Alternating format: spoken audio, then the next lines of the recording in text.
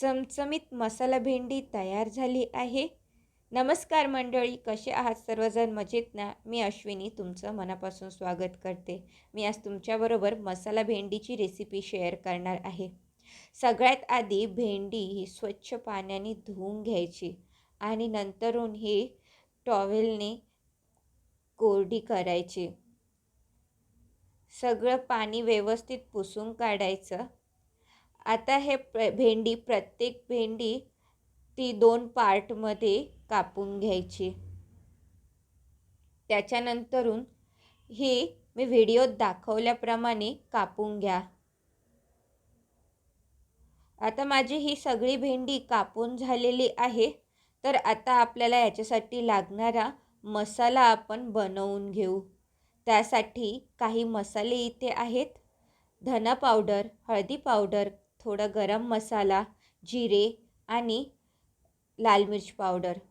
सगळ्यात आधी इथे शेंगदाण्याचा कूट मी घेतला आहे. त्याच्यात लाल मिरची पावडर घेतली आहे. इथे हळदी पावडर आहे, धना पावडर आणि थोडासा असा गरम मसाला. त्याचबरोबर मी धना पावडर थोडीशी जास्त टाकत आहे, कारण लाल मिरचीमध्ये फक्त लाल मिरची आहे, बाकी गरम मसाले काहीच नाही. आता चवीनुसार मीठ टाकून हे व्यवस्थित मिक्स करून घ्यायचं आहे. हे मिश्रण मिक्स झाल्यावर आपल्याला हे प्रत्येक भेंडीच्या पीसमध्ये व्यवस्थित भरून घ्यायचं आहे. इथे मी जे व्हिडिओमध्ये जसं दाखवत आहे तसा हा मसाला पूर्णपणे भेंडीमध्ये भरून घ्यायचा.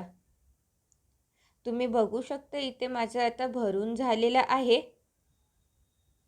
आणि जो थोडा मसाला उरेल तो आपण नंतरून वापरणार आहे.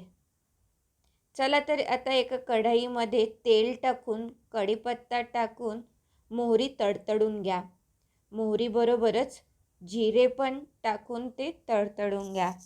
आता आपण ज्या भरून ठेवलेल्या भेंड्या आहेत, मसाला भरलेला आहे त्याच्यामध्ये, त्या आता आपण याच्यामध्ये टाकून थोडं मिक्स करून घेऊया. आता इथे तुम्हाला मीठ वगैरे टाकायची काहीच गरज लागणार नाही, कारण आपण आधीच मसाल्यामध्ये मीठ फिल केलेलं आहे.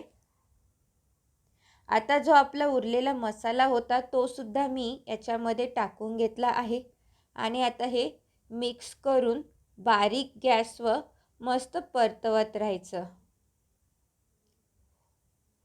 याची तुम्ही थोडीशी वाफ पण दाबू शकता, तर तुम्ही झाकण ठेवून बारीक गॅसवर हे परतवत राहायचं. साईड बाय साईड कंटिन्यू तुम्ही हे चेक करत राहायचं.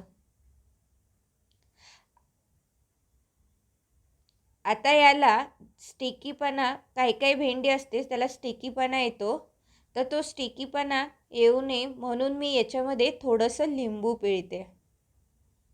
आणि मी इथे कोथिंबीर पण कापून घेतलेली आहे. लिंबू पिळल्यावर पण थोड्या वेळ हे वाफ दाबून व्यवस्थित परतवून घ्या. आणि आता जी आपण कोथिंबीर कापून ठेवली होती ती कोथिंबीर टाकून घेऊन व्यवस्थित मिक्स करा. तुम्ही इथे बघू शकता किती मस्त अशी ही भेंडीची भाजी तयार झाली आहे. ही मसाला भेंडी एकदम खायला छान लागते. चला तर मग व्हिडिओ आवडला असेल तर like, share and subscribe. Thank you for watching.